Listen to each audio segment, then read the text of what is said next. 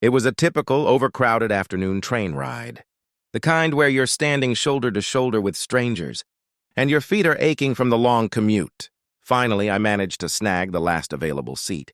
A small victory after standing for what felt like forever. I sighed with relief as I settled in, thankful for a moment of peace. But my peace didn't last long.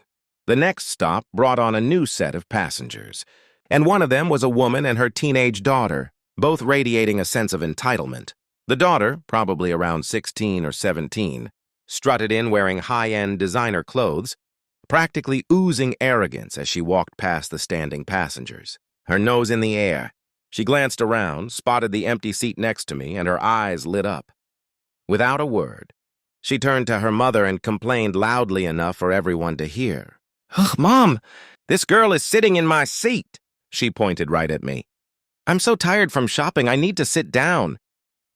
Before I could even react, her mother, Karen, marched up to me, her face a picture of indignation. "Excuse me," Karen snapped, her voice cold, "but my daughter deserves that seat. And you need to get up right now. She's been walking all day and needs to sit. You can stand."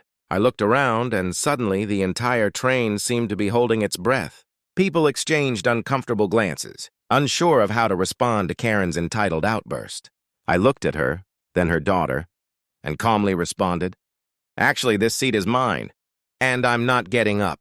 Karen's eyes narrowed with disbelief. "What do you mean it's yours? You're just some nobody who happened to grab a seat. My daughter is more important than you." The daughter, now beside her mother, crossed her arms and added with a whine, "Yeah, we've been standing for hours." "I need that seat!" I took a deep breath, keeping my voice level and calm. "I get that you're tired, but so was I when I got on this train. This seat is for whoever gets it first, and right now, that's me. You can try your luck with someone else, but I'm not giving it up." Karen's face flushed with anger, and her daughter's jaw dropped in shock. They clearly didn't expect me to stand my ground.